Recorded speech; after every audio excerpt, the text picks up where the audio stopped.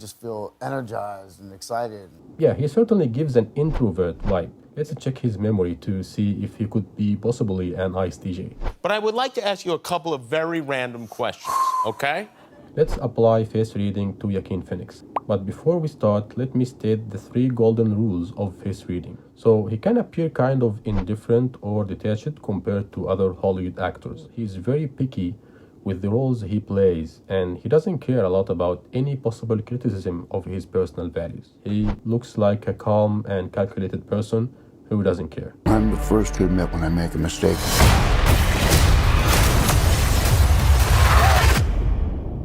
I simply never do. This vermin has held the world hostage with his egotism and his lack of simple good manners. What's up, guys? I hope that everything is fine.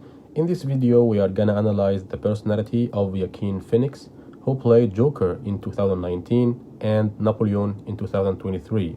We will first find his personality type using the Myers-Briggs Type Indicator (MBTI), and then we will further explore his psychology through face reading. Let's dive into it. And is that as terrible as I would imagine it to be, having a finite amount of time and people counting on you to lose weight for a movie? It is difficult at times, but then there's something very empowering about it as well. Is there? Yeah. What? Yeah. I think just having like that level of control over yourself is something like, I don't know what. In the beginning, you're exhausted. I mean, sometimes you look at a flight of stairs and it takes like 30 seconds. You have to talk yourself into it. Say like, I can do this. I know I can do this.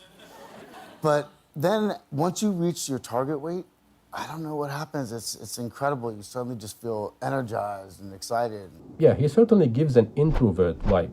Anyway, Jimmy asks Joaquin how difficult it was for him to lose weight to play Joker, but Joaquin's reply was rather unexpected for Jimmy. Joaquin said that achieving the target weight in that period of time gave him incredible satisfaction, and he is so proud of himself that he could reach that level of control on his own body. And this way of expressing himself suggests that he uses extroverted thinking, TE. And TE is an objective judging function that is concerned with controlling external structures to achieve targets in a practical and efficient way. So it's clear that Joaquin Phoenix certainly has TE as one of his primary cognitive functions. We can do it. Well, I should probably publicly apologize to Larry. Yeah, you probably should. Larry,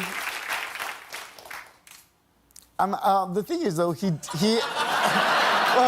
I am sorry, but he did whisper, like, constantly while we're trying to work, and sometimes it's really hard to find, like, the emotion that you're after. So it was wrong of me, I'm sorry, but he shouldn't have done it.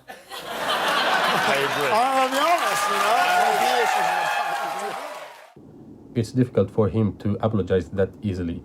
He does have introverted feeling, FI, that pushes him to apologize, but Joaquin's introverted feeling, FI, is relatively weak in the presence of his primary extroverted thinking, TE. Although FI is a subjective judging function that associates with person's values and feelings towards oneself and others, but Joaquin can't neglect his objective logic to apologize for whatever reason. If it doesn't make sense for him, TE objection will arise. He seems to be an IXTJ type, either ISTJ or INTJ. Let's check his memory to see if he could be possibly an ISTJ. But I would like to ask you a couple of very random questions, okay? I think this would be fun for you. Okay, I'm excited. Okay. It's the first movie you ever saw in a theater.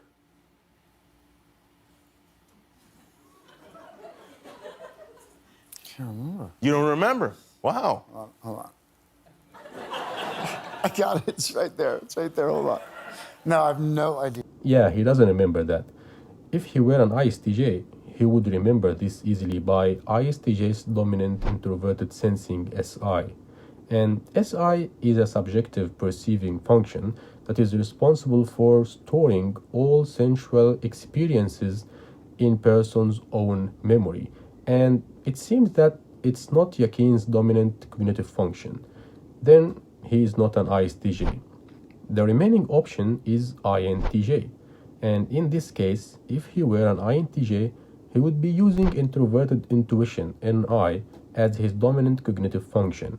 And NI is a subjective perceiving function that is responsible for recognizing underlying patterns behind the observable reality. And this is one of the powerful functions that many brilliant actors have actually, because it helps them see hidden connections behind certain human behaviors. And this introverted intuition, NI, comes with extrovert sensing, SE, that immerses the person in real-life experience to gather live sensory inputs. So Joaquin did gather a lot of sensory inputs from reality, unconsciously found the underlying patterns in these inputs, so he could represent them in complex characters while being incredibly realistic, because he already accumulated these underlying patterns in his own memory, in his subconscious. And this is a weird thing to say, maybe, but your dancing in the movie is very good. You're a good dancer. Is that? Did you training for the dancing, or was that just all coming from inside? Did you dance as a kid, or do you have any like dance background? I mean, yeah. Yeah. I won't brag, but I was really good. You were a good dancer, yeah. Were you known as a good dancer? Not nationally. In Southern But California. among your circle, what kind of dancing did you do? You name it. Really? Yeah, but I mean, probably my forte was breakdancing. Breakdancing, for real? Are we talking to like popping and locking or spinning? What kind of Everything, stuff? Everything. Yeah. For my whole life. Yeah, he is using his SE with FI for dancing. It's one common function combination for sensual dancing, living the moment and working the senses by SE, while feeling the dance and evaluating his moves by FI. So, from one video, we could confirm that he is an INTJ, and the most interesting thing here is that he played the right roles that match his cognitive functions. For example, Joker's personality is ESFP, and Napoleon's personality is ENTJ, and both personalities share the same cognitive functions with Joaquin's INTJ personality. And it's very interesting because he can resonate with these characters. He does relate to Joker and Napoleon, so he can fully immerse himself in their personalities. Actually, choosing the right roles had to do with Joaquin's great success as an actor. Now we finished the MBTI analysis, let's move to face reading. Face reading is not so common nowadays because it's mistakenly seen as pseudoscience for most people, while it's actually not. It can be studied as a statistical field, just like studying consumers' behaviors in marketing. Up to now, there are few reliable resources to learn face reading, and I hope that this channel would be one of them. Let's apply face reading to Joaquin Phoenix. But before we start, let me state the 3 golden rules of face reading. Rule number 1. The height of the feature reflects its internal quality inside the person, while the width of the feature reflects its demonstrated quantity outside the person. Rule number 2. The center part of the face is related to the near self, while the outer parts are related to the far others. Rule number 3. The right side features belong to the practical, pragmatic part of personality, while left side features belong to the personal, emotional part of personality. We are gonna use these 3 rules in this video and in later videos for our analysis of the facial map. The facial map is divided into 3 main regions. The first region starts from hairline and runs across the forehead down to eyebrows, and this region is associated with person thoughts. In case of Joaquin, his forehead is quite high, which means that he always prioritizes quality thinking with a non-stop sharp intellect that questions and analyzes everything.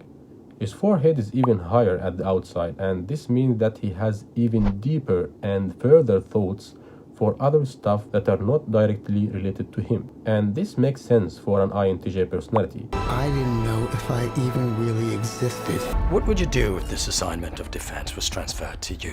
What's the outcome of this if you don't succeed? He even has horizontal forehead wrinkles, which indicate that he had high stress levels due to continuous thinking over a prolonged period of time. This is the last time we'll be meeting. You don't listen, do you? You just ask the same questions every week. How's your job? Are you having any negative thoughts?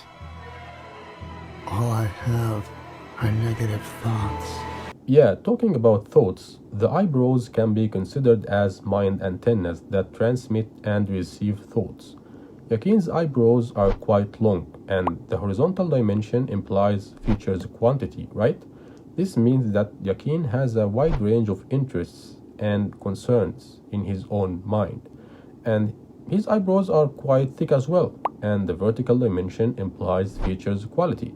This means that he is attentive to details of each interest. Murray, one small thing. Yeah. When you bring me out, can you introduce me as Joker? Remember, Joaquin is an INTJ, so he is observant and thoughtful, as we could obtain from face reading. Both match. Also, his eyebrows have angles near the ends, especially the right side eyebrow that is related to his practical life, which means that he works with a designer mindset. He controls his thoughts very well, a typical INTJ. We must make an example, or France will fall. Then we come to the second region, the region of values. It starts from the eyes and runs across the nose down to the philtrum, which is that vertical groove between the nose and the mouth. And this region of values is divided into two subregions: group value region determined by the nose and personal values region determined by the philtrum, with eyes representing person's perspective according to the interaction between his values and thoughts. Let's start with the eyes. Joaquin's eyes are relatively open and wide, which means that he is open and direct with his expressions. This is why he couldn't hide his frustration with Jimmy Fallon's ESFJ personality in The Tonight Show. And this open demeanor helped him express Joker's perspective and feelings very well. And he also did the same for Napoleon. I promise you brilliant successes. Gray eyes meaning can be considered as a mix between the overwhelming emotions of black eyes and the pragmatic logic of the blue eyes. So we end up with a gray eye that implies an emotional personality but with some robotic aspects. This is another reason why Joker's role resonated very well with Joaquin Phoenix.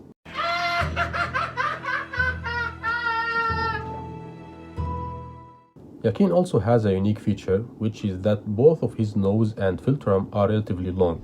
This means that he can balance the priority of both group values and personal values. So he does have ambition for career success, and this is why he also resonated with Napoleon's ambition to rule Europe and beyond. I'm destined for greatness. But those in power will only see me as a sword. Yet he still keeps personal values regardless of group's opinion on such values. So he can appear kind of indifferent or detached compared to other Hollywood actors. For example, he's very picky with the roles he plays, and he doesn't care a lot about any possible criticism of his personal values. All of Europe is uniting forces against me. Then we come to the third region, the region of action. It starts from the mouth and runs down to the chin, with the mouth representing the energy communicated with others and the chin representing person's identity. Firstly, we find that Joaquin's area of action is relatively long, and this means that he has the ability to be physically active. I led the French victory at Toulon. Then we find that he has a rounded chin, which means that he's accepting and agreeing.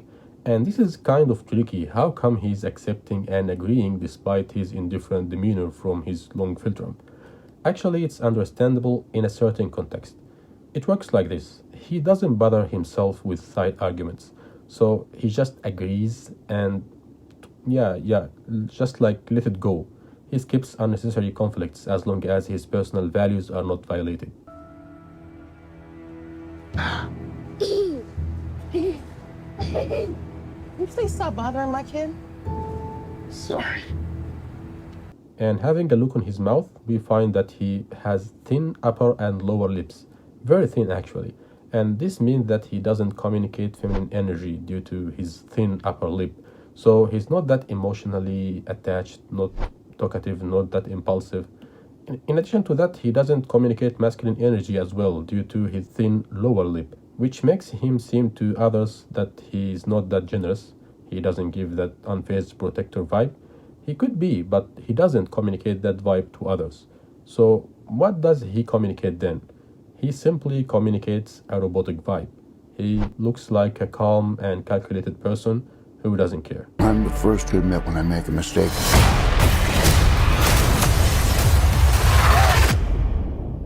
I simply never do. This vermin has held the world hostage with his egotism and his lack of simple good manners. That's it for Joaquin Phoenix. Greetings for Joaquin if he came across my video. From the bottom of my heart, I hope you guys enjoyed the video. If so, please hit the like and subscribe buttons. Check the description if you want to know more about face reading and personality analysis. The Perspective is talking, and see you next time.